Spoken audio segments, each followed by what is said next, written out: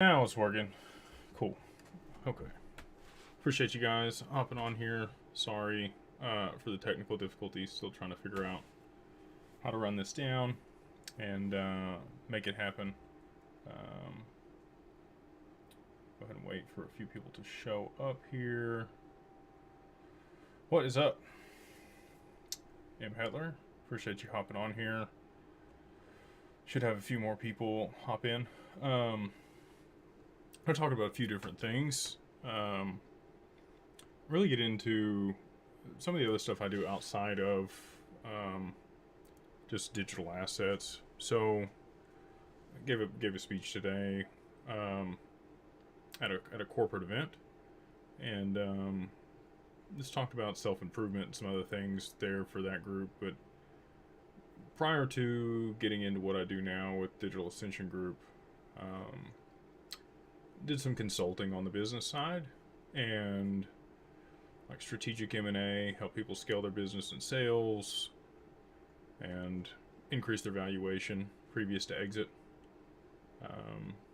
Don't know if that's anything you guys would have any interest in, but I'm going to run down, a few of those things that we would look at in a business to help increase valuation, some things that you can do if you're an entrepreneur or an entrepreneur that would help increase the valuation previous to an exit.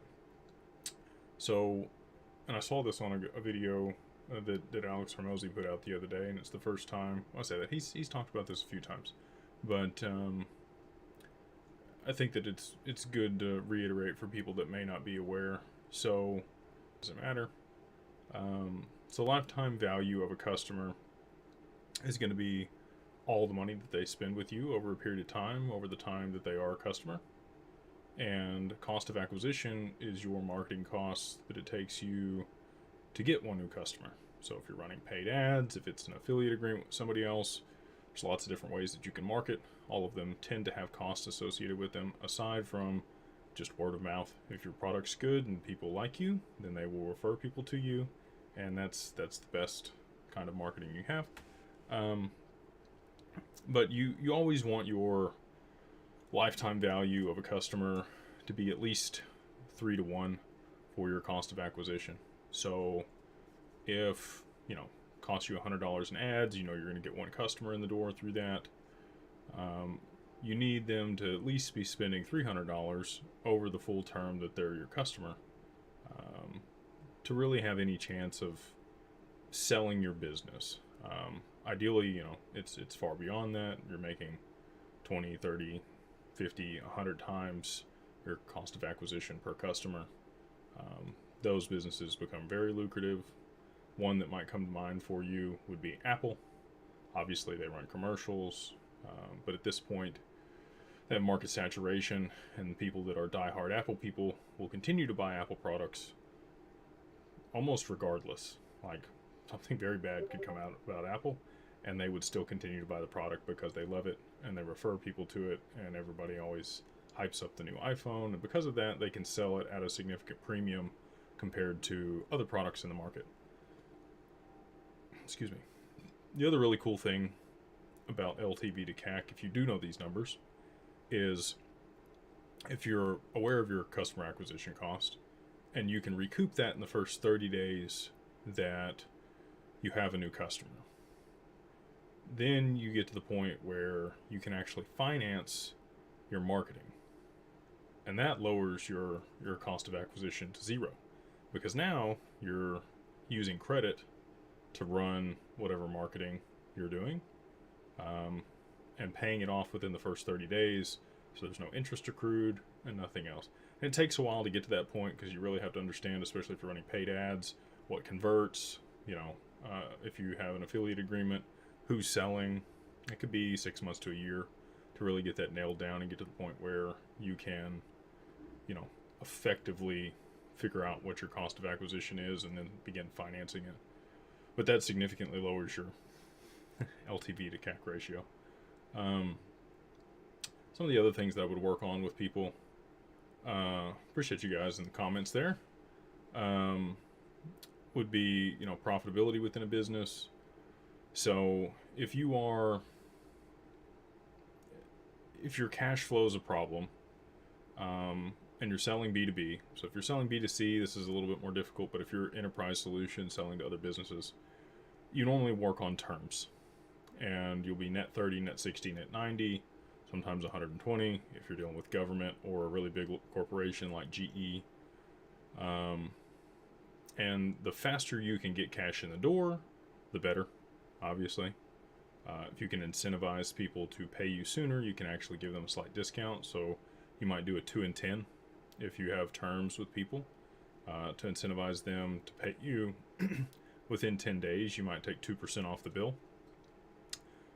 Some people still take the 2% off and take longer than 10 days to pay you. To get money in the door sooner, and then you can push out your lines of credit, right? So maybe you are in the construction business or renovation, you need materials, you might shop at Home Depot or Lowe's, you might have a credit line that you have there, and you can work with them to extend your terms, right? So maybe you push those to net 45 or net 60, and now you're getting your money faster, and you are pushing out your payments, so the cash stays in your business longer. So those are just some of the things you can do. Obviously, you can go back to vendors and negotiate better terms and pricing. That's one way to reduce costs. The other way that I like to do things is get a lot of your money up front. So there's a couple different ways that you can set up reoccurring revenue within a business. I like a sunk cost model or contracts. If you don't have either one of those in a business, then it's something you should look into. Companies that do have a reoccurring revenue of some kind tend to have a valuation that's, 2 to 5x any of the other businesses or competitors in their industry. So, maybe you have a certain type of business. On average, you get 3.4 times your EBITDA.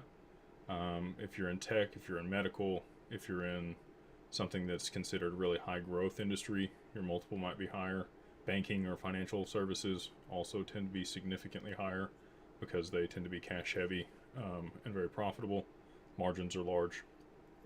So what is a sunk cost model? How do you set up recurring revenue with contracts and that type of stuff? Oftentimes, if you're selling a product, you can sell some type of residual insurance against the product or service that you're providing. I think that Clinton Donnelly has done a good job with this. So if you guys don't know who he is, he does crypto taxes. He's out of Puerto Rico. He does a lot of high net worth individuals crypto taxes. He's very good. I would recommend his service. He's not cheap, and there's a reason for that because he's good. But he does have an interesting recurring revenue model that I'd never seen for CPA before. And what he did was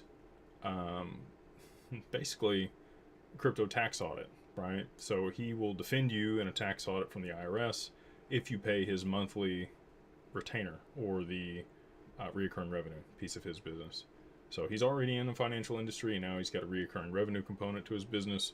If he went to go sell that, pretty substantial multiple that he would get, and I'd expect that at some point he'll probably do that.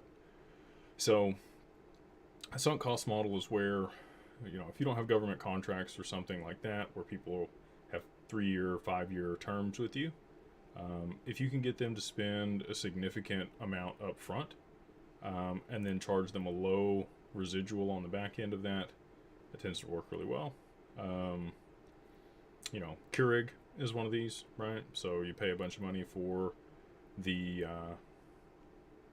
piece, the big Keurig, and then you have to buy the K-Cups, and the K-Cups are the residual for them on that. Other models are, maybe you're part of a group or a course or something. They charge you a bunch for that on the front end, and then they have software or something else that you basically need in order to actually use whatever you learned in the course. And there's a small fee associated with that on a monthly cadence. PolySign does this with their service, right? So there's onboarding fee that they charge, and then a residual, which is 2 basis points per month. We partner with them for all of our clients under Digital Ascension Group. So, anyway, I guess that's a good parlay. It seems like we got a good number of people here now. And if you guys have any questions, we can get into that. You know, I'm up for anything for estate planning, taxes, tax mitigation, business, crypto, obviously, macroeconomics, whatever you're all gonna want to get into, I'm fine with. We'll hang out for an hour and do some Q&A. Living Legacy did ask a good question here, so shout out to you. Says, I missed most of the SEC versus Coinbase case. Could you touch on the topic? So they filed a Wells notice against Coinbase, basically for potentially selling unregistered securities. But they won't explain what a security is in the crypto space, or what defines a security in the crypto space. I think that there was something, like you pointed out here, significant with the case today. I've been very busy, and so just to be transparent, I'm not aware of what ruling came out or what actually transpired, but I know that today was pivotal in that case, with no questions, and now they're coming back later and saying they're selling unregistered securities, but they had to approve the IPO. So, just don't... I don't see that ending well for them. I think that, you know, first movers, Ripple, Coinbase, other people that, you know, really have the stamp of approval get sued by the SEC, and then they work their way through first, and then that allows there to be actual guidelines and clarity around what the SEC can do in a court trial, and then they'll go after the people that they really want to get on the back end. Let's see here. Yeah, appreciate you guys. Appreciate, you know, SEC is done. Yeah, I think old Gare Bear, he's played his role. You know, I said on the last one, I don't think Gary's bad. I think that he has a role to play. He's very intelligent, and he's doing his part to, you know, just what I said there. The first movers that are in the gate tend to be the ones that get the pass and approval. And then everybody behind them is really who comes under the most scrutiny after there's real guidelines on what they can go after. Row H says, if these assets are regulated, why pay taxes? So you don't go to jail? They're taxed as property. And so when you, that's the point at which you, you know, realize those capital gains, and that's why you owe taxes on digital assets. Pay me in XLM. Cool name. Do you ever cover... What do you cover in your private Zoom sessions? Thank you. That's a good question. So in the mastermind, I have partnerships and relationships with a lot of people that are influential in the digital asset space. Sometimes they say things to me in confidence, and you know, I share some of those things with the community that we have in the Beyond Broke Mastermind.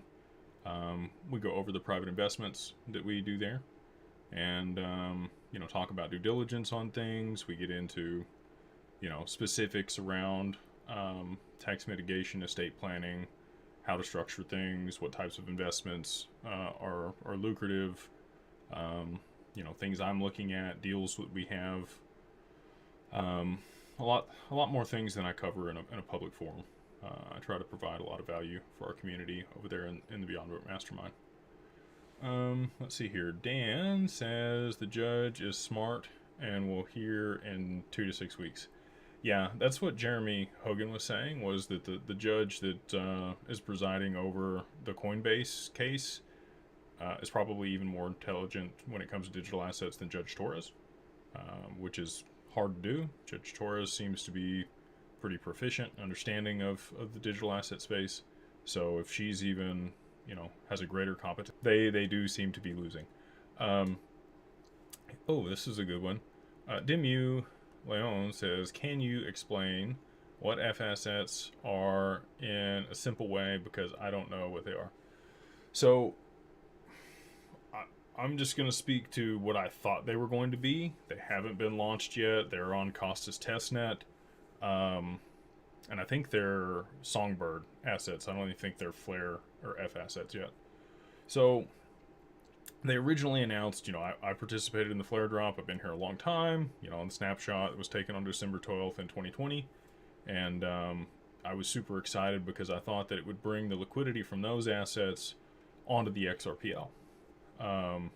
You would be able to collateralize those assets and then issue F assets that would be able to settle through XRP much faster. So, Doge, Bitcoin, actually Bitcoin's through Algorand on Flare networks. There's a bunch of other tokens, that they mentioned that you would be able to stake and put Flare or Spark tokens up against and be able to mint F assets, and then obviously that liquidity would be able to move much faster using XRP to settle. You've also got smart contracts that are inherent to Flare for DeFi protocols, staking, mining, insurance, and liquidity pools, and some other things. So, I still kind of think that XRP, when that snapshot was taken, was likely financial institutions.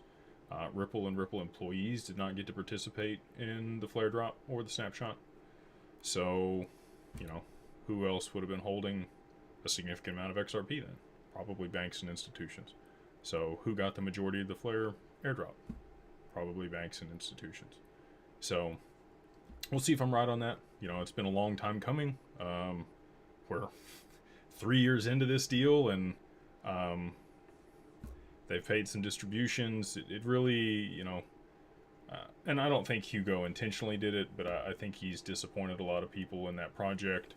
And maybe it was intentional, maybe they wanted to drive price down where it was low, where the majority of people that did get the airdrop that weren't going to participate on the network would, sell their Flare, and the people that were in it for the long term and the people that, they really wanted to give it to would stick around, and they could accumulate more at low prices. So, we'll see.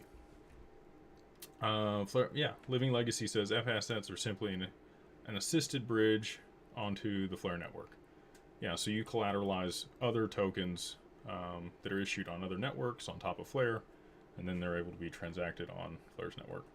And I'll talk about this. So, again, some probably different perspective that I have than most people because of the relationships and conversations that I've had. I think that the time series Oracle was the main point of Flare in order to incentivize people to provide, a good price feed in a decentralized manner. We saw Google partner with Flare, and they specifically mentioned the time series Oracle. I think that was really what they wanted to develop with that project, and not necessarily the DeFi. But again, we'll see how it plays out. Like I said, the majority of the people that would have gotten the airdrop were likely banks and institutions. So I think that it'll end up doing well, personally. Wrapped assets. It's a good question. What are the top 2 platforms to cash out crypto profits that is not Coinbase? Depends on how much you have and what type of service you want. But I would look for an OTC broker. If you're going to cash out any more than $250,000 worth, you should be, if you want to have somebody to call and put in an order and execute it. They do a good job. Their platform's secure. They're good people over there. Their fee's a bit much, but that's because of the jurisdiction that they operate in. Australia is one of the most, actually, probably the most stringent financial jurisdiction on the planet. And because of that, there's a lot of compliance and regulatory complexity and costs that are associated with operating there. And so that's why, one of the reasons that Caleb Brown charges the premium that they do. If dealing with a person doesn't really matter to you, then I would say Kraken. They have a fantastic OTC desk for corporate accounts or trust accounts. You can liquidate like up to $10 million a day on their platform and remove that same day. So pretty good there. Uphold, we have a partnership with their institutional side. Happy to connect people with them if you do plan on trading more than a quarter $250,000 worth, especially if it's Bitcoin or XRP. They probably have the lowest fees of anybody that I know. Again, Kraken's a really good solution. So if I had to narrow it down to two, and dealing with somebody specific, will there be any opportunities to invest with you, not PolySign, personally through personal ventures? Yeah, you can get into the deal flow that we have at the family office and some of the deals that we put together. And we would love to have you, if that's something that you're interested in. What would you say is a good exit or profit taking plan for XRP looking in the 5-year to longer time frame? Tristan, this is an interesting question. So, I'm all about mitigating tax implications. I have a fee. BB will. At that point, a lot of the financial infrastructure should be in place and built out. I think that there'll be DeFi protocols that are built out on top of the XRPL that have been there for a little while and are mainstays and have been tested. That'll likely allow you to leverage your XRP at a very low interest rate. So let's say you take loans against it and it's somewhere between 2 and 5% interest on it. That's what I'll be doing in a 5-year period. In the short term, less than a year, I could see reasons to take profits. Especially, I think the way that things will transact will change significantly within 5 years from now. Commodities and other things globally may no longer be priced in dollars at that point. They might still be, 5 years from now. 10 years from now, I don't think that they will be. I'm hoping they're priced in drops 10 years from now. We'll see. But, yeah, profits, you're just going to be looking at crazy capital gains at that point, because your cost basis will be so low. And I would rather fund a life insurance policy with them, move them into a trust, or take leverage against them so that I didn't have to deal with the tax consequences 5 years from now. Jake, any Canadian projects you were investing in? StreamX, Exchange, University of Waterloo. Interesting. So we do have a contact there in Canada that is pretty deep into the digital asset space. His name is Aaron Grinhouse, or Grinhouse, not sure how you say it. He's the director of basically the committee where a lot of the different professionals work together in digital assets, CPAs, accountants, wealth managers, funds and foundations, and estate planners up there in Canada. The majority of his clients he works with to not extradite them from Canada, but when it comes to deal flow from Canada, I don't have my finger on the pulse up there, but if you have something that would be interesting, Atlantic Living, would love to hear about it. Let's see, you followed up, you said, I noticed you were not very favorable on quant, other than higher fees. Can expand on why that technology is not on your radar. Just to be transparent, I invested in quant early on. Like first or second time Kevin Cage even mentioned it on his channel in 2020, or maybe it was early 21. Somewhere between like $7 and $9. I got into quant and I rode that up during the previous bull run. Then I exited my position. I just think network, it doesn't make sense that it would be super expensive. So, what's the value proposition? Why would people hold tons of it if it's to pay fees on that network? I mean, I get that there's a limited supply, and there's like 18 decimal places that it's fractional to in case it did expand to a significantly higher price to be able to pay the fees on the network. I don't know. Just never made. I'm okay on foregoing that. I've got my investment thesis, and and here's the other thing. So once you've made a lot of money, capital preservation becomes a lot more important. you're only going to take strategic bets that you know are going to play out. Like if you look at Uncle Warren and Charlie Munger at Berkshire Hathaway, they didn't get into Apple until late in the game. They still don't understand. You know, Charlie's passed away now, but they still don't understand Bitcoin. They bought Bank of America, which I think was a smart move. I think they own like 10% of Bank of America, but they only invested in things that they really understood. And I haven't taken the time, just to be transparent, I haven't taken the time to like really hone in on quant. I've listened to other people that I deem smarter than myself, and they've told me about the fees and how it works. So if people smarter that I regard smarter than myself are out on it, then I just pass. If it's more complicated, then I just pass. I need to be able to really understand the value proposition easily on things. So the more complicated something is, the less I want to deal with it. Bit Farms, never heard of it. Institutions got the most got most of Everdrop recently. Probably, you know. And I like Evernode. I think that Evernode is going to be substantial. Smart contracts on the XRPL. Yeah, and you need sidechain interoperability. So XLS38D, pretty bullish on that amendment, and I'm hopeful that that gets passed here in the next 60 days or so.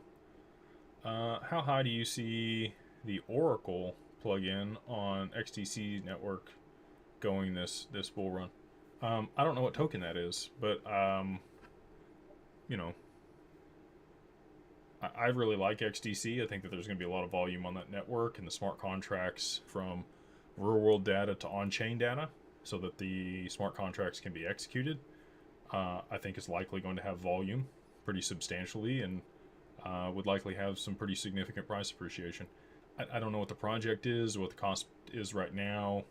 You know, if it's still a speculative bull run, it could go much higher. You know, I think if we get a utility bull run, things will be much more realistic after the initial move. But yeah, we'll see. I'm bullish on XDC. I think there's a lot of really good things being built on that network, and they'll utilize that token to move the value, right? It's not like quant. Outside of leaving loved ones, your assets after you die, what is the big deal and the true benefit of life insurance that everyone insists on mentioning? So, life insurance here in the U.S. and the regulations around it are very different than other parts of the world. It's almost interwoven with financial products here. And so, depending on what type of life insurance you have, your assets grow in that policy tax-free.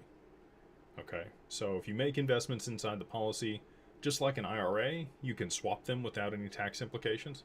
So like you can trade your Bitcoin for Ethereum or XRP or whatever you want inside of an IRA here in the US, and you keep the full appreciation on the asset and move it into the next one.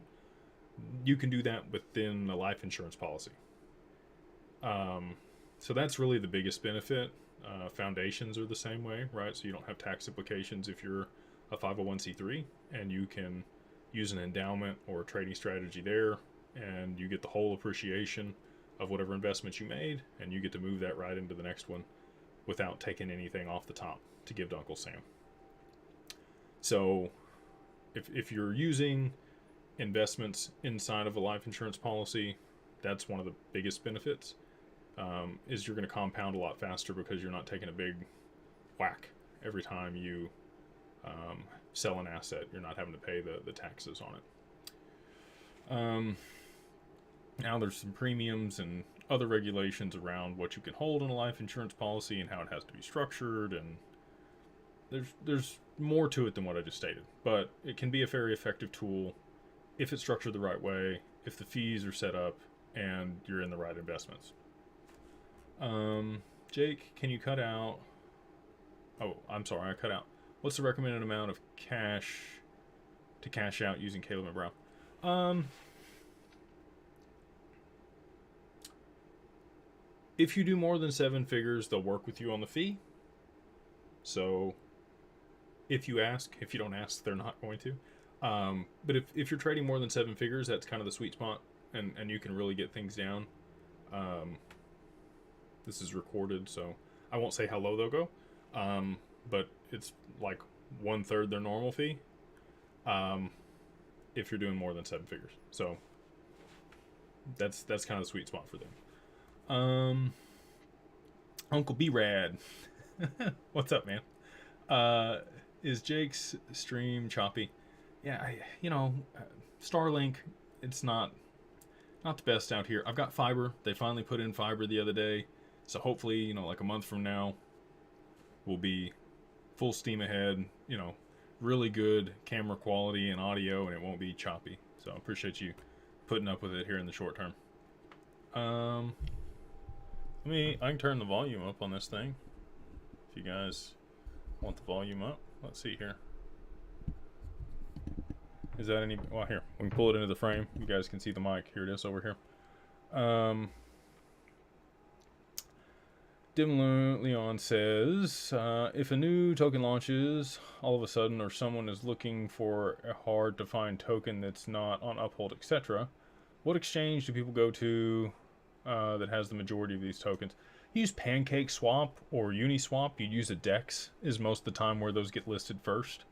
And then you can swap into whatever it is. Exchanges tend to come later after there's already liquidity in the token. But through the DEXs that exist out there,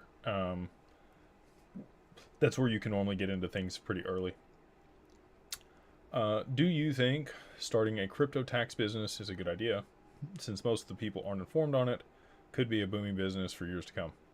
That's what we do. So I would agree with you. I'll give you a tip. If you are trading digital assets, if you own digital assets, please get them into an LLC of some kind. If you're going to sell them anytime soon, or you think they're going to appreciate substantially and you want to take profits, an LLC is going to benefit you in a lot of different ways. One of those ways is if it's a trading LLC, you forego, I'll just mention this, you forego your long-term capital gains if it's a trading LLC. However, you are only taxed on the profit or loss at the end of the year instead of each individual transaction. So it's like I just talked about, you're in an IRA and you trade all you want and there's no tax implications. You can do that inside of an LLC. Obviously, you got to pay tax at the end of the year on whatever you made. But you can also spend those profits and finance some things and use depreciation to offset your taxable income. So, we deal with 5 different tax professionals that are all proficient with digital assets. And then we have people, those are just the ones here in the US. We do have international teams that we deal with as well on taxes. So that's almost everybody's main concern, is mitigating taxes on gains in digital assets. T-Rich, when do you see stablecoin regulations coming? This year, Q1 would be my bold statement on stablecoin regulations, and that is per French Hill. That's his expectation also. Why does the government make us set up and put assets into a trust in order to protect them? Stupid and pay taxes. Intelligent people get assets out of their own name. The wealthiest people that I know own nothing and control everything. And that is what a trust is for. It is a separate entity of yourself that mitigates any estate tax when those assets pass on to your heirs or your beneficiaries that you designate. It allows you a lot of tax benefits. You can defer taxes if it's set up the right way. And well, you can get into common law or maritime law and the differences there and how our nation was supposed to be set up and all those things. It'd be great if you could, I won't get into all that. So, yeah, that's what I'll state on the subject. Just intelligent people and wealthy people are going to move their assets into a trust. The government doesn't make you do anything. They expect you to be dumb and pay them a bunch of taxes.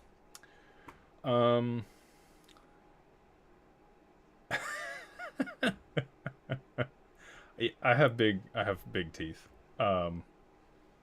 Yeah, it's just, you know, part of my family, unfortunately. Big teeth, big smile.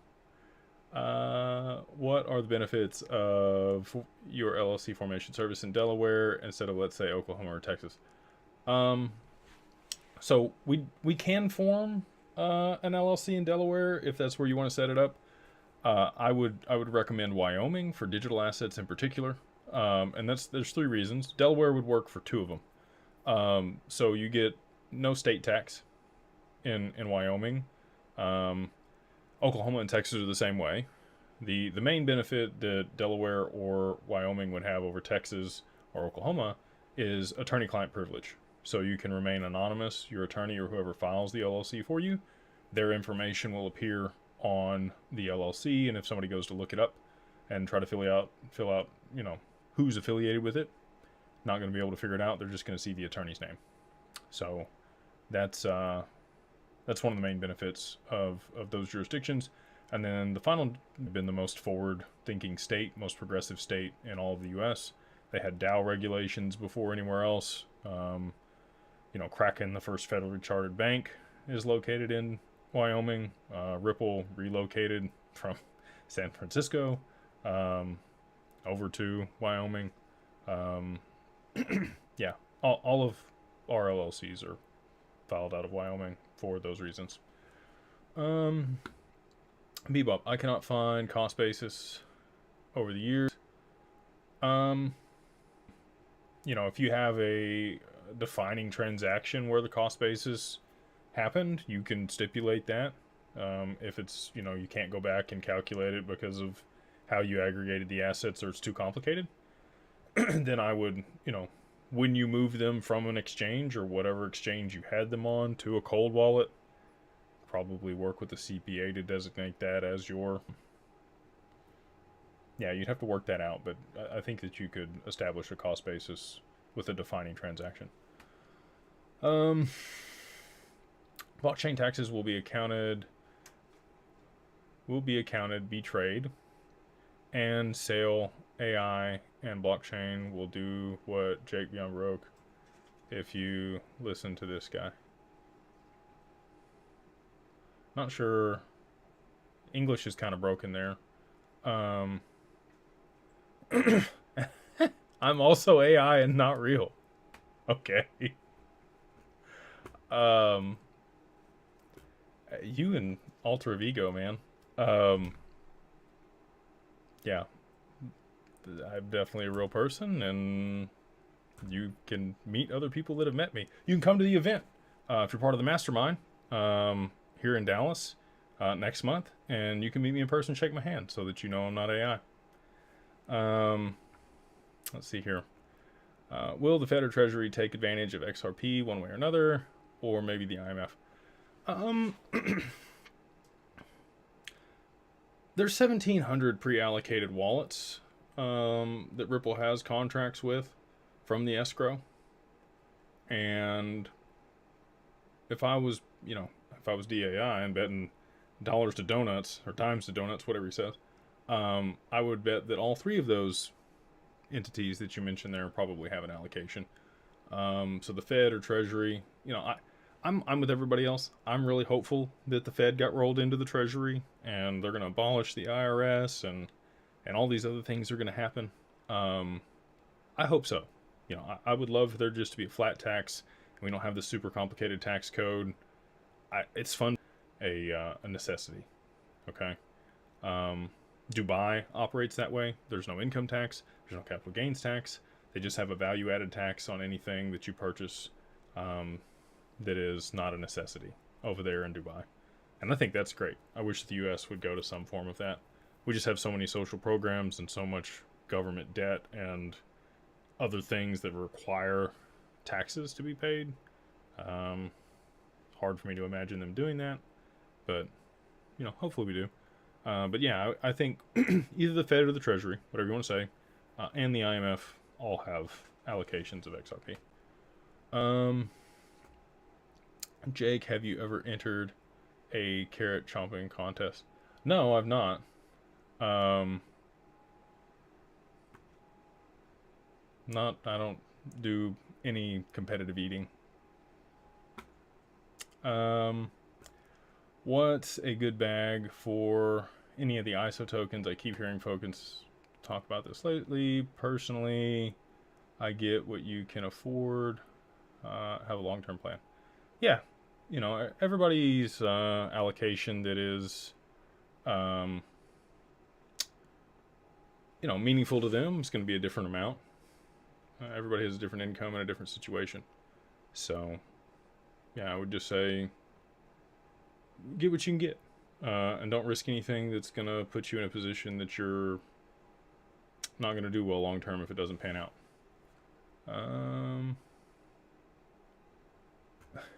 This Web3 identity person has it out for me. I don't know, man. Praying for you, brother. I don't know what's going on with you. Elise says, I heard an S Corp is better than an LLC. It can be, depending on what you want to do long term. Okay, so an LLC, you can elect to be taxed as an S Corp. Then you get passed through taxation here in the U.S. There's some stipulations that are along with that, right? So you do have to pay yourself a reasonable salary, which in the eyes of the IRS is somewhere between $50,000 and $70,000. That's W-2, and you will owe, Social Security, Medicare, and Medicaid on that salary that you pay yourself. The other distributions that you take out of the business would still be taxable, but you wouldn't have to pay those other components there.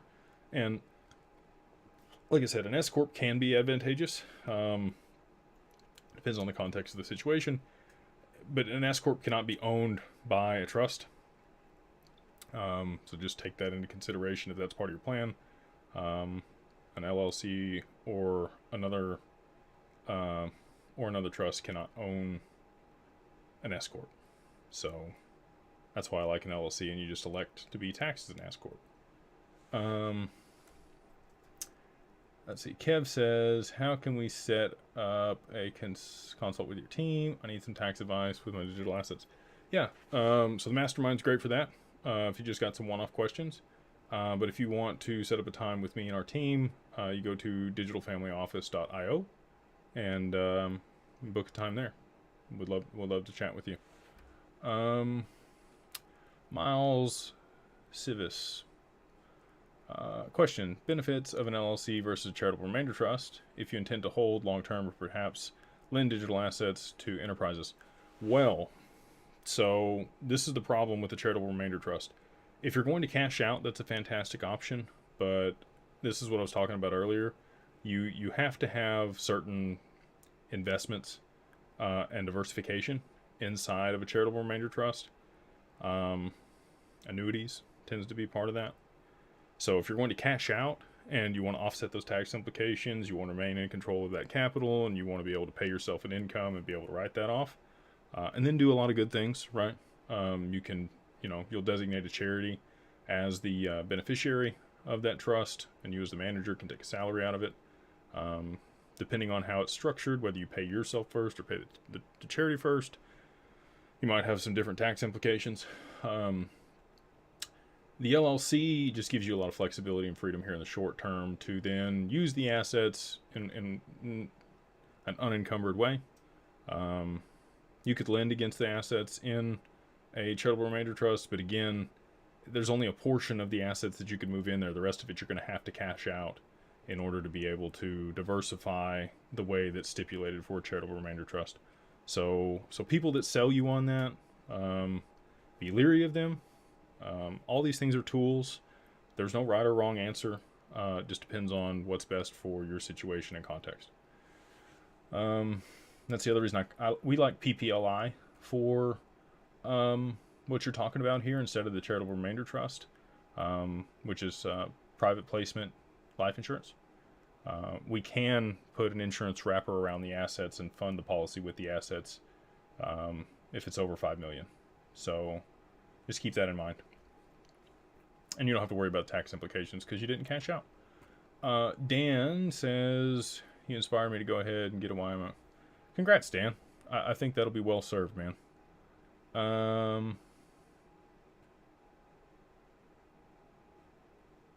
Let's see. what is it? You don't know what's about to happen. All the towns he shills are going to be native on another chain, not be native on their own chains. He's an extreme gatekeeper, but I won't tell you. I was chilling XRP. I own XRP. I like XRP. If you don't like XRP, that's okay. I think there'll be other tokens that make a lot of money too. It's just what we're developing on, and a lot of the partnerships and relationships I have are with that, and so that's what I talk about. I also like return on investment, and I think, not financial advice, I think that'll probably have the highest return in this next bull run, if I was going to guess. No crystal ball. We'll see. Do you give... Initial consults are not free. Our team's time is valuable, and we do charge for it. I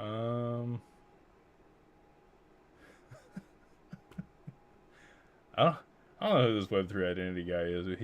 I'm cracking up, man. Love this conversation. Appreciate you for being here. If I have an LLC already with digital assets already in there and I keep buying, how do I add for new purchases? It's a good question, and it's something I have a lot of people ask.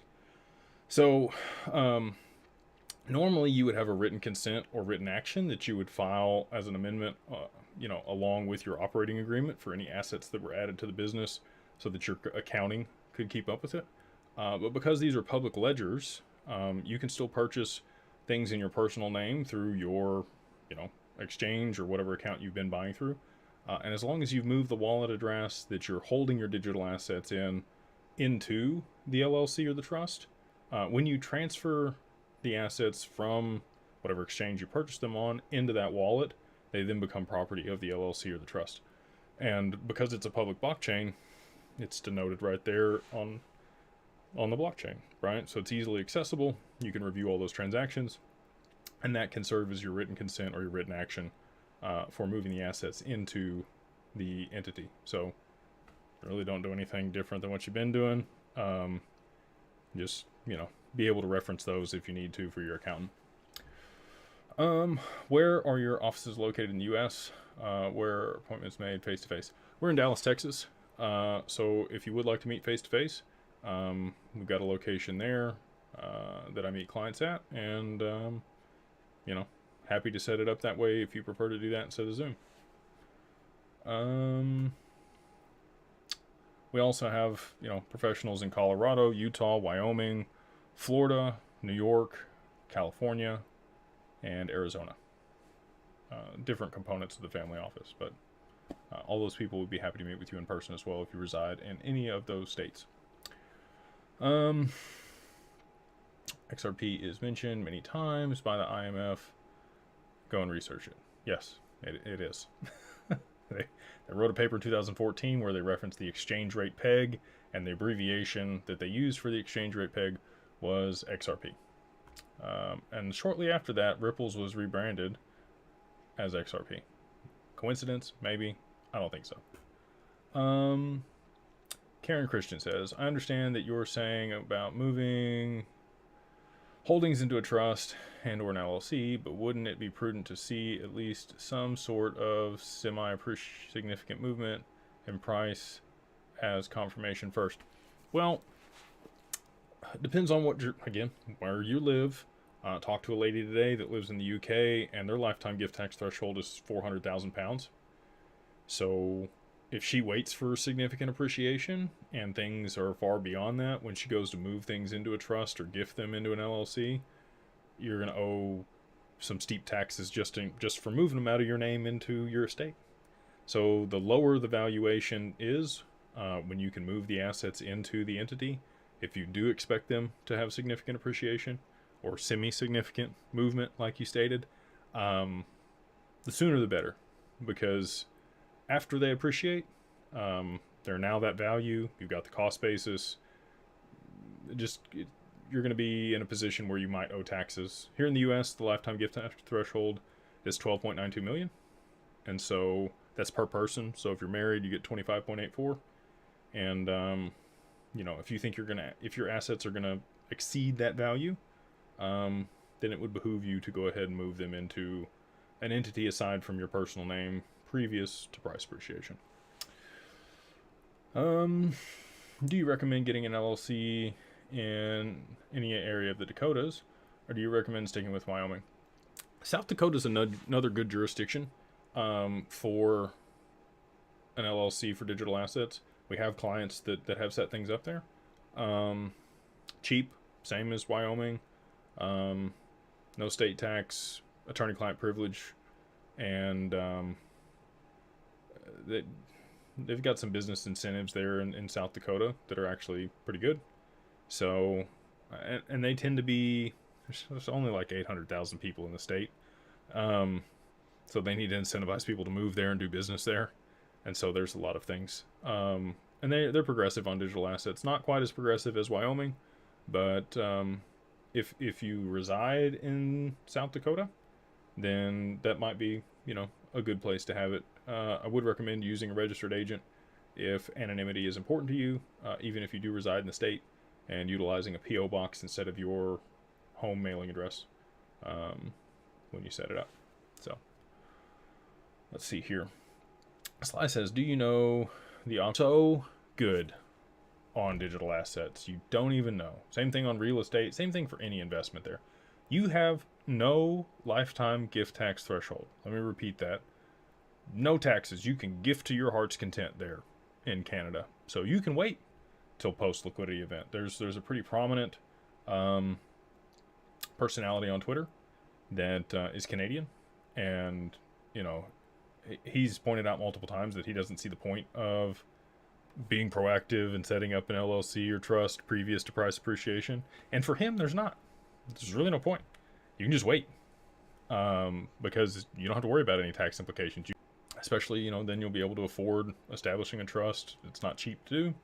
And so, yeah, that would be, some of the options would be, and like I said, Aaron Grinhaus is who we work with there, and he can help you set up your state-specific digital assets and move them offshore if that's something that you're interested in to, mitigate the other tax implications there in Canada, which are pretty steep. LW, you can find him online. Yeah, thank you, T-Rich. Digital Ascension Group or Digital Family Office is the website. K Moore. Being proactive and having your assets inside of a trust or LLC prior to price appreciation can save you the 40% gift tax if under the threshold. Yeah, so if you're over the threshold, that's when it's going to save you having it in there beforehand. Fujay Baby, let's see. How much would it cost for your service to put crypto into an LLC or trust? Yeah, so depends on. We have a couple of different options. And I'll just lay out all the costs for you. So we can file an LLC for you. We're not that white glove. We just get it done. It takes a little bit longer, and it's filed correctly, but it's not a rush service or anything. We charge $400 to do that. Happy to help you set that up in Wyoming if that's something you're interested in. Or you can use an attorney. Or the attorney we recommend is $800. He's out of New York, and he is very white glove. We'll take care of you, make sure to send you reminders on stuff, and he turns it around in like 24 or 48 hours. I've had it back same day before from him. And just to be transparent, I use him. I don't use our service to file my LLCs. So both are good. Depends on how much you want to spend and what your priorities are. And then I'll speak to trust. So if you just wanted to set up a living trust and that's what you want to utilize for the assets, might cost you somewhere between $3,000 and $10,000. If you want to set up a digital asset protection trust in Wyoming, which is what we most commonly see, it's going to be somewhere between $12,000 and $20,000. We have multiple attorneys that can help you with those things if you want to have those conversations. I would recommend getting an attorney to set it up and draft the contracts and the contract law. I wouldn't try to do this on Zoho or Zoom or LegalZoom or any of the other ones online.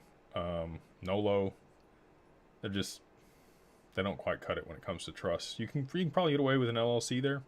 I say that, I've had clients come to me after they've tried to file it on LegalZoom and didn't go so well. So anyway, those are some of the costs associated with it, and the different types of trusts or LLCs that you might file. Appreciate you being here, Brenda. Kev says, can you start an LLC in Dubai to get their benefits without citizenship? No. You have to get a golden visa, or a work visa there in Dubai before you can participate in their economy. The best way to do that, it's not the cheapest way, but buy a piece of property there that's worth $800,000 or more, and ta-da, you become a citizen. You do have to reside there for at least, I think it's 90 days a year in order to maintain that citizenship.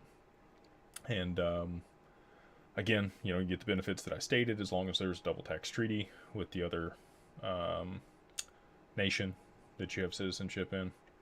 Now, you are going to have to pay tax in whatever jurisdiction the higher amount is, and that's going to be different. That's going to be separate of Dubai. Dubai is going to be the lower one. But you can silo some assets there and segregate them, and I don't want to say evade, but mitigate tax implications in other jurisdictions if you do have Dubai-based bank accounts and companies. What are some crypto-friendly countries other than Dubai? Singapore, Luxembourg, Switzerland, the Caymans, Bermuda, Jordan, Nevis, Portugal, Monaco. Basically anywhere that there's, pretty good tax laws. Tend to be, pretty good for crypto. Singapore, Dubai, they tend to be the most progressive when it comes to like incentivizing people that own digital assets to move there and participate and grow their economy. So yeah. Maddie G, what's up, man? Appreciate you hopping back on here again. Thank you for taking time. Do you see XRP retracing 80%-ish from the rest after the bull run if institutional and utility has not kicked in? Yeah. That's what's happened every time. If we don't have an institutional utility use case, then, and the constraints remain the same, then that's what's going to happen. We'll have a run-up, some speculative run-up in the token, and if it's not driven by utility of the asset, or the speculative bull run doesn't equate to enough liquidity to start using the asset in some of these protocols and use cases, then it's likely we would see another, probably 90 or 95% drawdown, probably even more than 80. That just tends to be the way that crypto works. But just a caveat there, I think you're going to get utility this time. So, we'll see. Is 20k XRP enough? We talked about this earlier. Whatever is enough for you and your family, then it's enough. We'll see what price it goes to. I'm pretty bullish. I think 10 years from now, it'll exceed what Bitcoin is today. I could be completely wrong. Again, don't have a crystal ball. But the longer you're willing to wait, the more that'll be worth, in my opinion. And it would definitely be enough for most people if you waited long enough. Matty G says, so do you recommend selling and buying back towards the bottom? That would have worked out really well in 21. I wish it would have sold more. I don't have a crystal ball, guys. I don't know what's going to happen. I'm hopeful that we see utility this time around, and we, if you had enough liquidity in the asset and they turn on the AMMs and we get CBDCs and Swift uses it and DTCC and the FX market with SBI and, BlackRock with the ET, like there's just a ton of things that could happen that would cause price appreciation and stability at a higher price. David Schwartz and Arthur Brito and Brad and everybody else associated with Ripple has discussed, a higher price XRP at a stable price is what they need in order to fulfill the use case that they've developed it for. So that's kind of my expectation. They're pretty smart guys, and that's probably where it goes. I think the constraints will change. I don't think we're going to see another huge retrace when it goes this time. And again, I don't have a crystal ball. I could be completely wrong. It's never wrong to take profits. I'll just say that. Or you never go broke taking profits. Vicky, I appreciate you and thank you for all that you do. Yeah, absolutely. I enjoy doing this and happy to be here and be a resource for people. Any recommendations on exchange to cash out for business LLC accounts, or do you recommend going through Caleb and Brown? I talked about this a little bit earlier in the live stream, but I'll reiterate it again. So Coinbase, the person excluded Coinbase in that question that they asked, but Coinbase is good on their institutional side. If you're doing anything over $250,000, I would work with an OTC broker, an institutional provider, and Kraken, Uphold, and Coinbase, all three have OTC desk that you can utilize to sell your assets for substantially lower fees than Caleb and Brown. But again, Caleb and Brown commands the premium that they do on the fees that they charge because they are white glove, because you can call somebody because of the jurisdiction that they reside in and the financial regulations there. I think that they're a great company and I support them, but if you don't really care about having to call somebody, you can execute it yourself. I'd use Coinbase, Uphold, or Kraken. And I would get that set up previous, right? Like, so that's the point of setting up the LLC. You would want to set up business account and bank accounts and have all of it orchestrated so that when you do cash out, there's no hiccups or problems. Kane says, if you're selling or buying cryptos under an LLC, you can still use personal purchases. Can you still personal purchase some outside? Yeah, absolutely. You just want a separate wallet, right? So whatever wallet was designated for the LLC would be where you held assets that were held by the LLC, and you would have a separate wallet that was a personal wallet that you hadn't moved into the business. So if you did want to, hold some separate, then that's how you would do it.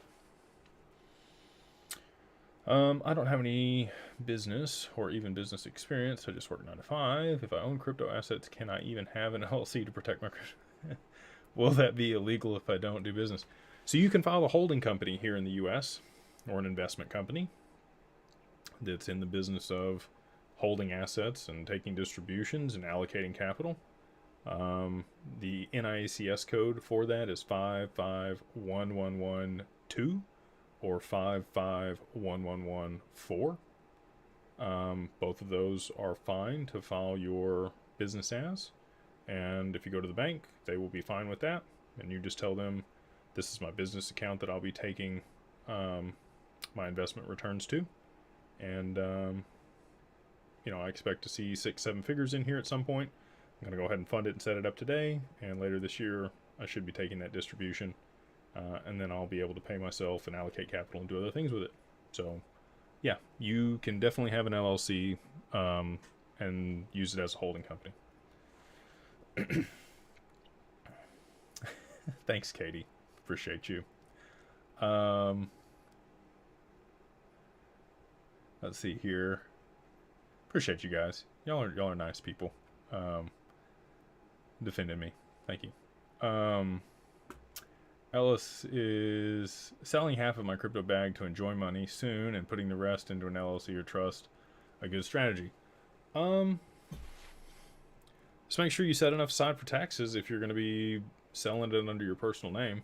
Hopefully, you've held them longer than a year, and if that's the case, you're just going to be subject to 20% capital gains if you take more than, if you're married, it's going to be like $560,000. If you sell more than that, then just set 20% of that aside and pay Uncle Sam and enjoy the rest of it, And some people are cool with that, 20% isn't that much money.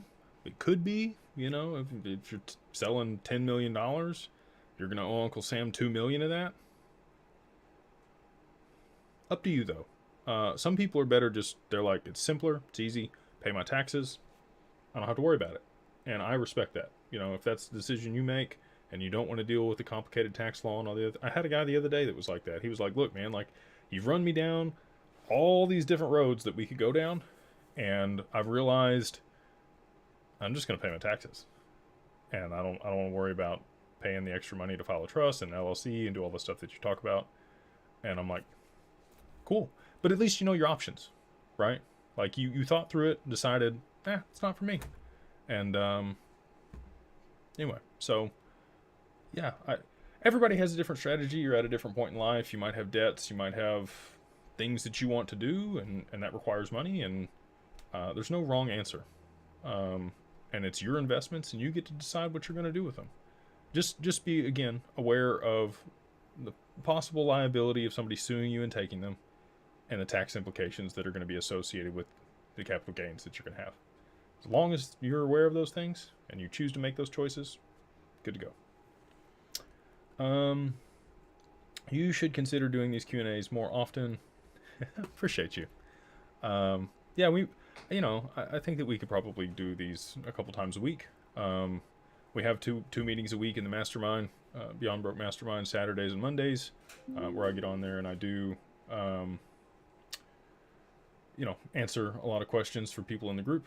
And if you think this is helpful for people, if you wouldn't mind just sharing this out, trying to spread the word on the Q&A and the live session. Hopefully we can get some people in here. There's been a lot of good questions tonight, and I appreciate y'all.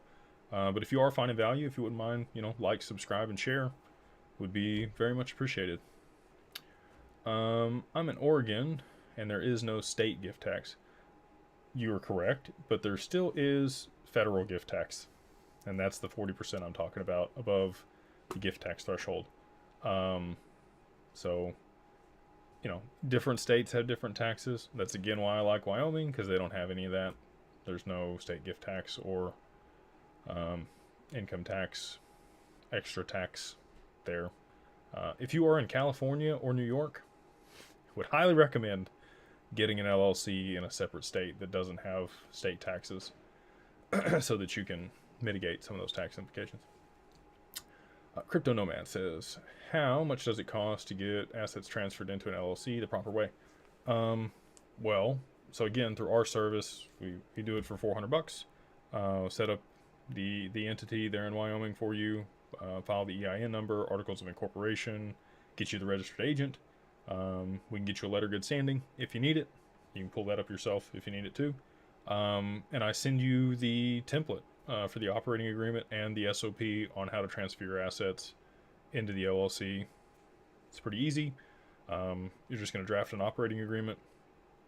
You can find lots of templates online. The one I'm going to send you is online, and it's free.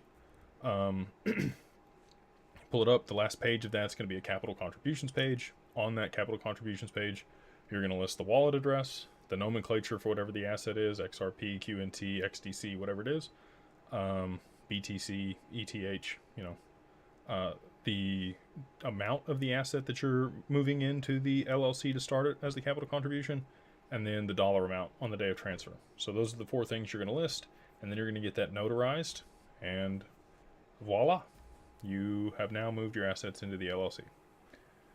Some people want to make it complicated and go buy a wallet with the bank account associated to the LLC and then move your assets from your other wallet that was in your personal name to your new wallet that's under the LLC. You can. That works. I would rather just list where they're at and not have to mess with them or move them. So, just, done lots of these. That's my recommendation. Let's see here. Sherry Patterson. What's the difference between Digital Asset Protection Trust and Wyoming Holding Trust?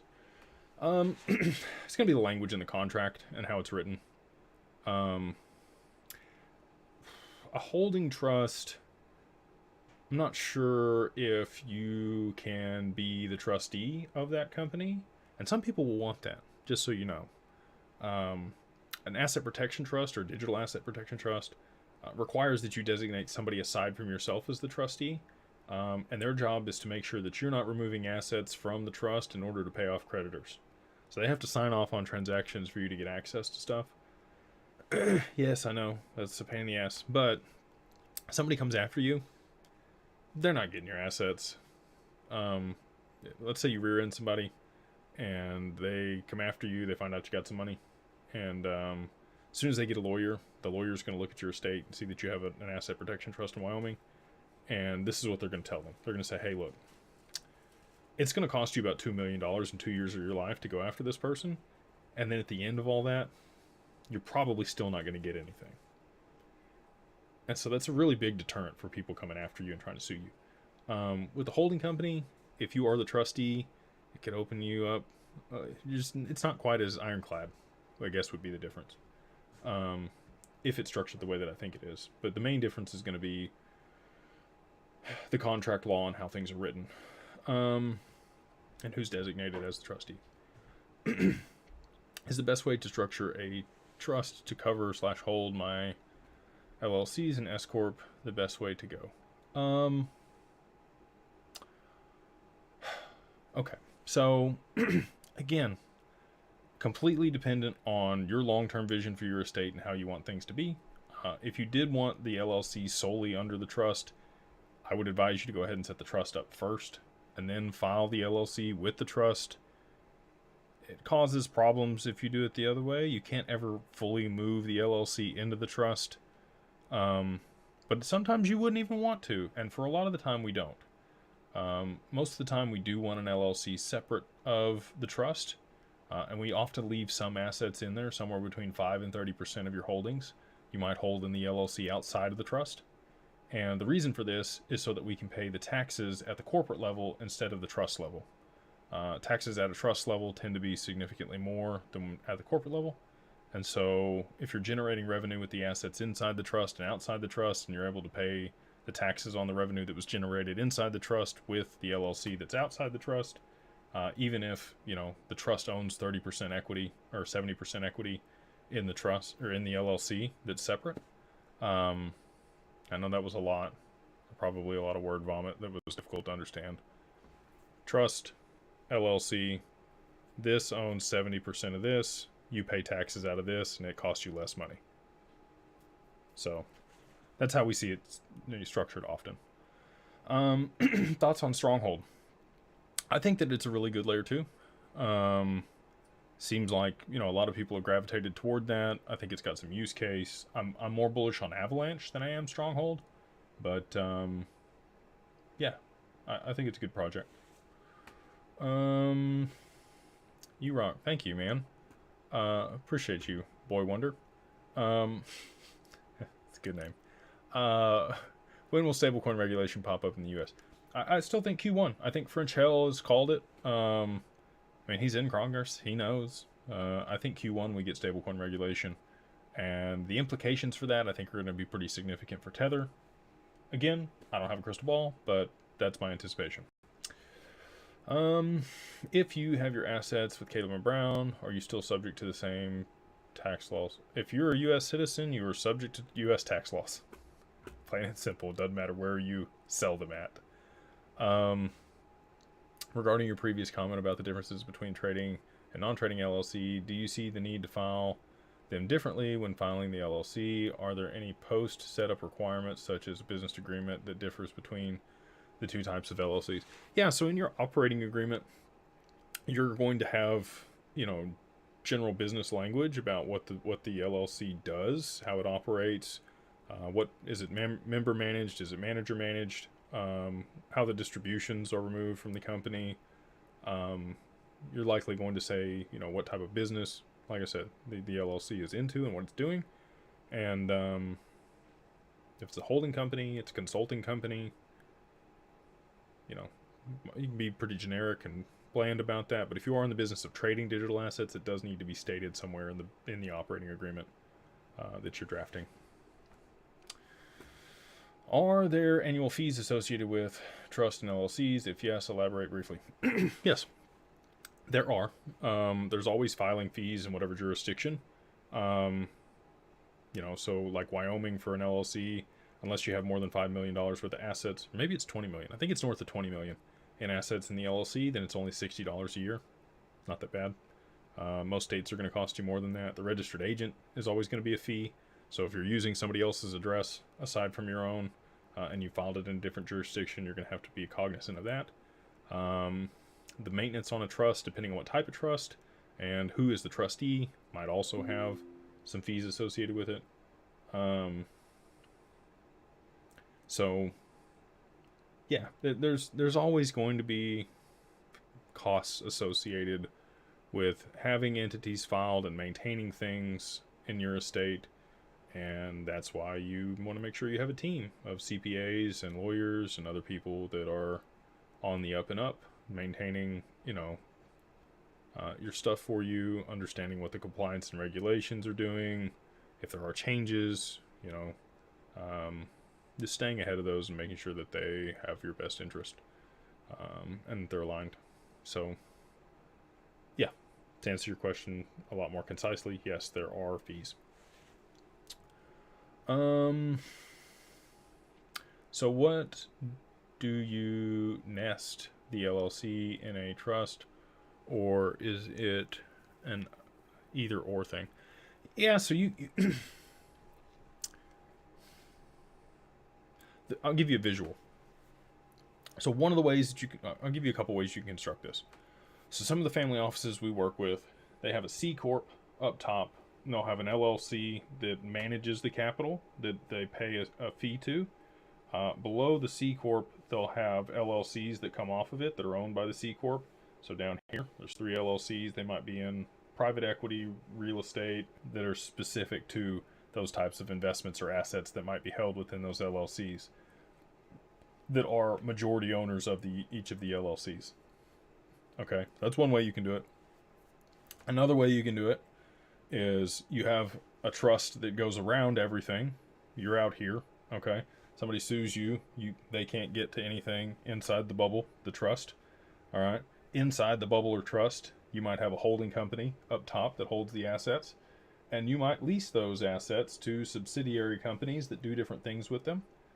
So if somebody sues the LLC here, they can't get to the assets up here because they're being leased to this company. And any lawsuits that don't pierce the corporate veil stay siloed with that LLC. File bankruptcy, spin up another one, lease the assets back to that. You see this done with like apartment complexes and other properties. You see it done with people that own equipment that provide services, so like a lawn care business or a tree trimming business, or anybody that does any contract work or land work often have a holding company that owns the assets, the heavy equipment, whatever it is, the trucks. Then they lease it to the service business. So if any liability or problems happen, they don't have to worry about it. Nobody can get to the assets. So if you got a trust around that, you're protected. If they sue you, they can't get to the assets that are held here. And then you got the underlying LLCs underneath the holding company. And if those get sued, still can't get to the assets because the assets are being leased to those companies. So a couple different ways you can set things up. Depends on how large your estate is. Again, what you want to do long term with the assets, how you want to structure it for your children. You can do a generational skipping trust that has a lot of tax benefits. Anyway, yeah. So happy to connect people with estate planners that we work with, or have conversations if you want to schedule an appointment. Again, all these things and more talked about over there in the mastermind. So want to win. Does Robinhood allow business LLC accounts? Also, can an LLC have offline wallets such as Ledger or LLPal? Yes and yes. Brokerages and exchanges do allow LLC or trust trading accounts, and you would just designate the ownership of that Ledger or LLPal to the LLC in the capital contributions like I've talked before in the operating agreement, and then that's where they are. If I went to your $400 service to set up an LLC, what are the annual operating costs since it's in another state? I still work a job and I'm wondering if I can afford to keep the LLC operational. Yeah, so just what I discussed there. So about $200 a year, all in between the registered agent and the corporate filing fee with the state of Wyoming. Anyone notice how you never see Jake and Brad Garling in the same room? Except in pictures. Same person confirmed. Definitely not Brad Garlinghouse. I had the pleasure of meeting Brad a couple times in person, and at CoinAlts in San Francisco. Was there. Him and Jack gave a keynote, and I got to walk up and say hi. And I had a name tag on, so pretty sure he just read my name tag and said my name. But he did say, Jake, nice to meet you. You know, so I don't know if he, like, did he know who I was before he shook my hand, or did he read my name tag, or probably just read the name tag. But yeah, it was cool. It was nice to, you know, get to see him in person and have a conversation. Bigger guns than Brad.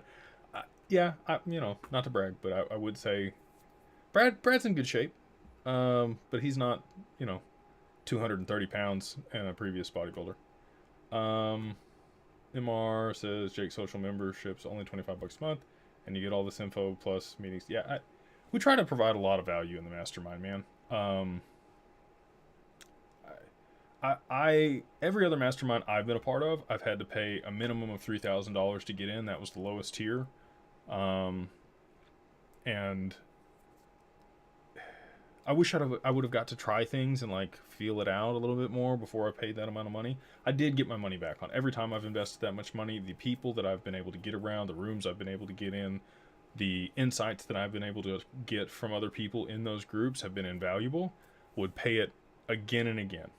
But when we founded this deal, we wanted to make sure that the little guy had those chances, right? How do you get in rooms with people that are like way ahead of you so that you can garner some of that information and start to step your game up so that you can improve your life, right?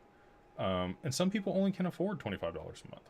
So that's, yeah, we try to give back to people and provide as much value as we can for that price. And, you know, we'll continue to do it. Excited and really blessed to just have all the people that we do there and the culture that we've built. Really proud of it. So, like I said, would love to have people if that's something you're interested in. The only stipulation for that is you do have to connect with me on LinkedIn. That's our vetting process at this time. I'm pretty confident that that's going to become more stringent, especially after price appreciation, and it's likely that we won't maintain the current costs associated with everything post-liquidity event. Probably still keep the social membership at 25, but the levels beyond that will be, they'll garner a higher value. So the people that are in now, you're locked in at those prices your grandfather did. Let's see here. I've heard all Jake's bodybuilding pictures were photoshopped to maintain our use. Ruse. They're all real. My last show, I was 230 pounds at 5% body fat. Probably not the healthiest thing in the world, but I did it. And then the biggest I ever was 260 with abs, like 8% body fat. A lot of food, it's a lot of work. I'm glad I don't have to do all that anymore, and I can change my focus to this stuff. I get a lot more fulfillment from this than I did from that. I don't know. I think when you're younger in life, and maybe this is just me, I'm just gonna speak for me. I was trying to prove something, maybe just to myself, and I did. So it's not like I have to maintain that shape. I still like to stay in good shape, but I don't feel the need to have veins on my abs year round. Like I used to. So, MR said, anybody heard of Ripple? Take a look. Yeah, great company, and I think that I know Brad said no IPO anytime soon, and I know I'm going to get this question probably in the mastermind on Saturday, because we do have, you know, a lot of funds that we've run and been able to purchase Ripple equity. They'll finish a tender offer at $61.48. We did have a few funds that have participated in this last go. I think Brad's I think he wants people to feel good about the tender offer, and then we'll see some price appreciation on XRP, and they'll be like, oh, it's time to IPO. They've already done all the work. They've already met with all the investment banks. They've already done all the due diligence. Like, they've positioned themselves to IPO. It's just, when's it going to happen? When's the SEC going to be done with the suit? And when are they going to be able to get approval for the IPO and file their S1 on the New York Stock Exchange. That's all they're waiting on. Pay Me an XLM says, what's your strategy for family and business? That's a really broad question. I'll just walk you through what I do with families when they establish a family office. So you got $20 million or more in net worth. You want to make sure it's protected. You have an idea of how you want to allocate it and make sure that the investments are producing income for your family, and you don't want the rest of your family, like the next generation, to mess it up. So what we do is we draft a family constitution or compass, and that's a document where you lay out all your principles, your core values, the ethics that the company and the family is going to operate under, the governance around who has access to the money, when, how, for what, all that stuff stipulated in there. You can incentivize people to do certain things in order to get access to more capital or lines of credit. You might stipulate that they get a life insurance policy and they get a certain amount for the down payment on their home, and some educational compensation, or cheap loans for their education. You can structure it a lot of different ways. And so we have that. And then, depending on what type of business you might be in, there might be more documentation around running the business, who's affiliated with that, what board seats look like. You're also going to want to form a financial committee for the investments, who's dealing with the financials of the business and the company and the family. How are those investments allocated? What are the parameters for that? So what verticals do you plan on investing in? Where are the competencies for the professionals on the investment committee?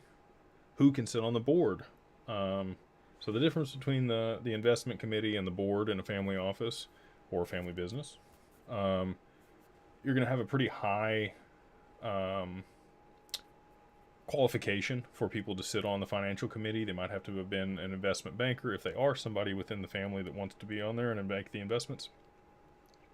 They're going to have tenure outside the family office at an investment bank, or being a wealth manager, or running a successful hedge fund. Like, you're going to have pretty high, good credentials in order for a family member to sit on the financial committee. There can be lots of family members on the board, and you want to separate family politics from the investment of the capital, because that's where things can get wonky. If you have family members that get at odds with one another, and they're both trying to manage the capital and make investments, and they both have voting rights in that, that's where people mess things up for the family. So we want to separate those two things as much as we can. And so the financial committee will have to go to the board if they're going to make an allocation that's outside the normal things that the family deals with. So let's say you made your money in digital assets, you have a high competency there, and so due to a lot of the professionals that you work with, you might want to get into real estate, and maybe you want to do some other type of, let's say you understand fintech companies. So your three verticals are crypto, some real estate, and then you're going to do private equity investments in fintech companies. If the financial committee sees an opportunity in a different vertical that they think is interesting, that they want to put capital into, they're going to have to go to the board to get permission to do that. So let's say they see an M&A deal, it's on some boring businesses, they cash flow, it's really good, it's lucrative, somebody brought it to them in their network. They have to go to the board to get that approved, to make that allocation and purchase those businesses in order to bring that within the portfolio. Same thing even if there's a private equity investment, family offices tend to cut checks anywhere from $500,000 to, even upwards to $50 million a piece. Sometimes more, depending on how much money's under management. Sometimes there's a minimum check that they'll cut, and they won't deal with anything less than that. Sometimes they'll go all the way down to like $25,000 if it's an angel investment, it's a startup, and then maybe it's the first fund, or they're going to dip their toe in the water on your SAFE agreement just to see how you do deals and how you communicate, and if it works for them, and if it's a good deal and investment, and they make some money on the next one, they might come in for $1 million or a couple million. So these are some things to keep in the back of your mind, when you're making investments and dealing with new people, because there's going to be some sharks out there. I'm sure you guys are aware. Test the waters before you jump in. But anyway, yeah. So you're going to segregate that out, and so you asked what's your business strategy for your family business. I just went through all of those things for our family and our business, established those things and put them together, and we drafted those documents, and so got those things in place, and now we help other people do that. So what kind of advice would you give a top 0.1 or 0.2 XRP holder? So if you got 0.1, you're in the top 0.1%. You've got more than 400,000 XRP. If you are, I don't know if you're single or you're married, if you have kids or if you don't, if you're going to take profits in the short term or you're not. There's a lot of other context around that would probably be pertinent to the conversation and the decisions that you're making. But just as a general context, if you do have that much XRP, I think that you probably, go ahead and say it here, don't have a crystal ball, not financial advice. But if we get adoption and utility for the asset, I think that it's completely reasonable to see a $50 or $100 XRP. And I know people are going to be like, you're a clown, you're crazy, whatever, that's fine. We'll see if I'm right or wrong. And if I'm wrong, I'm happy to say I was wrong, okay? I think that's reasonable. So if, let's say you had 400,000 XRP, goes to $100 a piece, you got $40 million. You're above that gift tax threshold, especially if you are single, even if you're married. So really like 350,000 XRP or more, that's when I start to mention trust a little bit louder for people. Cost to benefit ratio there. Do you spend $10,000 on a trust that you could have invested in XRP? What's the upside? How much tax do you mitigate by doing that? Got to run those numbers. And then that's going to be different depending on what you think it's going to go to. You might think, that it's going to go to $7 to $13. If that's the case, cool. You're still under that gift tax threshold. You got no problem setting up a trust and estate when that happens. If I'm right, you're probably going to have some issues. But we have things to take care of that situation. Again, if you got it in an LLC, we can get a valuation on the LLC done and reduce the valuation by gifting small components to family members and other people we want to take care of. We can reduce the value normally between 20 and 30%. So let's say it was 40 million and we got a 30% reduction. You're gonna be able to take 12 million off that. So now we're at 28. Now you're only 3 over if you're married. And we're going to keep a portion of that in the LLC anyway. So now you're right at the spot where you can keep that amount in there and gift the rest of it and set things up no problem. So I would say at least get an LLC if you're, you got that much XRP. If not, a trust would be my recommendation. And if you don't and you wait, we got PPLI. So you're going to be okay either way. Did you have a muscle you had a hard time developing? Thanks for all your responses tonight. Oh, man. Chest was never really a strong point for me. Until later on, I had a hard time connecting with. I started to understand, I researched this as much as I did digital assets. I would spend, 8 to 10 hours a day reading on nutrition and pharmacology and training. But you have an origin and an insertion with every muscle. And the job of the muscle is to pull these 2 points as close together or expand them as far apart as possible. So when you're training, you want to put yourself in a position where those 2 points are going to get as far apart as possible while maintaining load on the muscle and as close together as possible while you're maintaining load on the muscle. So you want to train through a full range of motion. That doesn't mean that it needs to be in the same exercise every single time. You might have 3 different exercises that you do for a muscle group in order to get all 3 different ranges of motion. The mid-range, the lengthened range, and the shortened range of the muscle all be different. So when I started implementing things like that and being a little bit more strategic about my training, that's when I saw things really take off. And if I did have a muscle group that I needed to bring up, I would just train that more frequently and make sure that I ate more on those days. Is two-digit XRP practical? I mean, I just gave you the answer to that one. What would you recommend someone in their very early 20s do once price starts to appreciate significantly medium long term? You get the right people around you. And here's the difference, right? So lottery winners and people that aggregate wealth through crypto, you kind of got lucky. I'm just going to be real with you. Right place, right time, probably smart enough to take a chance and risk it. The younger you are, the easier it is to risk it, right? Because if you're wrong, you're just going to wait till you're 60 to retire anyway. So might as well throw your net worth at something. Not financial advice, not saying to do that. I'm just saying it's easier to do that if you're younger and you don't have a family. But if you built a business and you exit, you tend to have a wealth manager, an estate planner. Like you've aggregated these professionals around you over the 20 years that you've had your business, and you're probably later in life, you're like 45 or 50. Sometimes you're in your 30s when you exit, have a pretty substantial exit. I do know Dan, what's Dan's last name? Anyway, he's going to be here in Dallas, not too long from now. Lost it. Anyway, he was the first ever teenager to take a company for IPO and go public. He was 19 years old. Dan Fleisman.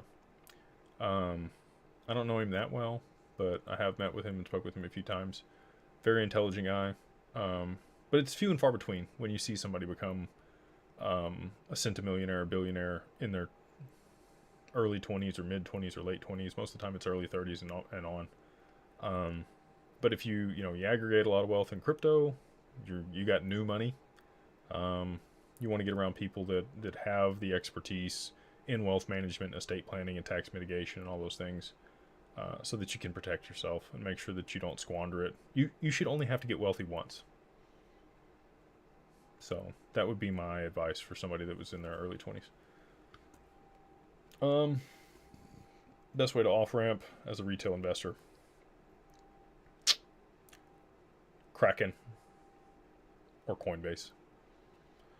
I am the only one in this room that plays with his phone calculator every day. Or am I?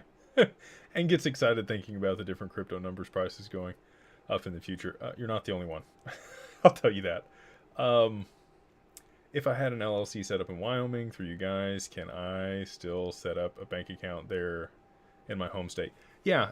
So you're gonna want to work with an international, well, not an international bank, but a bank that's nationwide, right? So Wells Fargo, JP Morgan Chase, Bank of America is my preference. Mercury is another one that you can utilize.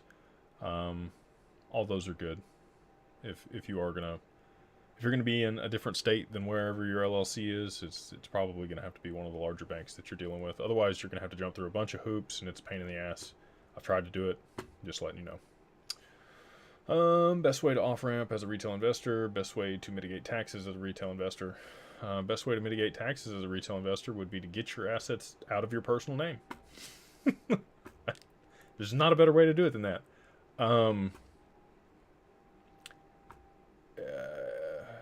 Coinbase and Kraken, if you're gonna off-ramp. You're not going to mitigate taxes as a retail investor is really the answer. You're going to have to move them into some type of corporation or trust. Love the stream, dude. Yeah, happy to have you here. I appreciate you being here, Daryl. We're going to wrap it up here in just a second. Been on for almost 2 hours. Thank you for your time and all the helpful questions. I'll be reaching out soon. Yeah, love to chat with you, and looking forward to it. Want to win. And then last one before we go is Johnny Lakers 626. He says, what you say to the fudsters That say XRP with 50 billion circulating supply will never top $7 to $10 max because supply, and they also say there's better tech out there. The XRPL is outdated. So a couple points there. These people are going to have a really hard time when the market cap does go to what it's going to go to, because it's hard to conceptualize. I'll explain market cap this way. If I've got 1 billion tokens and I sell one of them for $1 on an exchange, I now have a market cap of $1 billion. Do I really have $1 billion? Absolutely not. I sold one token for $1. I just happen to have 1 billion of them. Okay? So that's how market cap works, and that's why it's wonky. And a lot of people, you can use it for a regular company, right? Like, I understand valuations, and I deal with all that, and all those things are, relevant in that space. But when it comes to digital assets, that just doesn't make sense. So circulating supply is 100 billion in total. There's 48 billion that's locked up in escrow. It seems like a lot, okay, but when you're transacting volumes like the XRPL will be, it's really not that much. So let's just throw some numbers out here. Swift's daily volume in transactions is $5 trillion. Okay, so let's just say they got 10% of Swift. All right, we got 500 billion divided by 50 billion. What does that equal? $10. And there's going to be people that say, well, you can use the same XRP multiple times a day. And you are correct, sir. You can use the same XRP multiple times a day. And you can use it up to 10 times a day in Robbie Mitchnick's calculator. So, worst case scenario, okay, you do have all 50 billion XRP that could be used for payments, which is not the case. There's going to be a lot of XRP that's just held and put in liquidity pools and used for other purposes and held on balance sheets. But let's say you did have all 50 billion in circulation, even retail's 5 billion that we hold, and what's on exchanges, using that for Swift's volume, and you could use it 10 times a day, and it's only 1/10 of Swift's volume. You're still at $1 XRP, okay, to provide liquidity for those transactions, and that's not going to happen. It's going to be closer to like maybe 10 billion XRP, and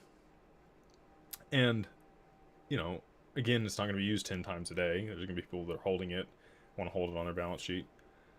So that's how I'm saying, like, if you, and I'll leave y'all with this. I've been able to talk to DAI and Brad, great guys, love their channel. I listened to them for years before I got to meet them in person. The last year has been surreal for me, because I don't think of myself as anybody special. I listen to all these people that I've gotten to meet and hang out with, and it's been an incredible experience.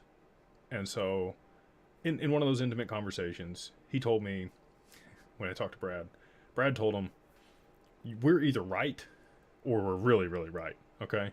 And right is 10% of Swift's volume. That's all XRP ends up being. It doesn't revolutionize the world, but let's say it's just R3 that gets that, and they facilitate it with the billion XRP that they have.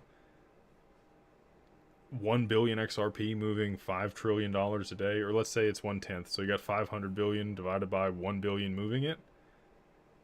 And even if you use that same 1 billion 10 times a day, it's still a $50 XRP at that point. Okay.